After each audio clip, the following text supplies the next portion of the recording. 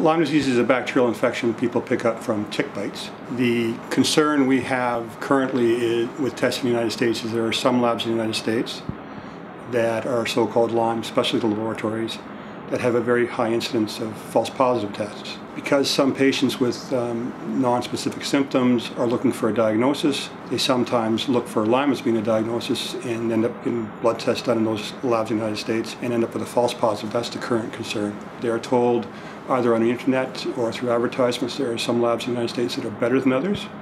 And recent studies have shown that these labs that are supposedly better are actually not better, just have a higher incidence of false positive results. For people who are concerned that they might have Lyme disease, their physician can look at what their risks are for Lyme disease, what their symptoms are, and see whether it's actually even worthwhile doing a Lyme test. There are about 500 cases a year diagnosed in Canada. Most of them are either in southern Ontario, southern Quebec, or the Maritimes, and some of those cases are actually diagnosed in people who've traveled. So people who travel to areas in the United States where Lyme is endemic, or people who travel to Europe where Lyme is endemic.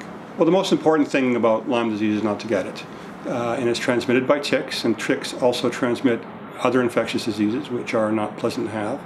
So the important thing is to try and prevent yourself when you go into areas where there are ticks from getting bitten. And those simple things like using DEET on your skin, you can use permethrin in your clothing, you can be fashionable and tuck your pants in, and those sort of things prevent tick bites. The other thing is when you come out of an area where there are ticks, just to check yourself for ticks and remove them as soon as possible.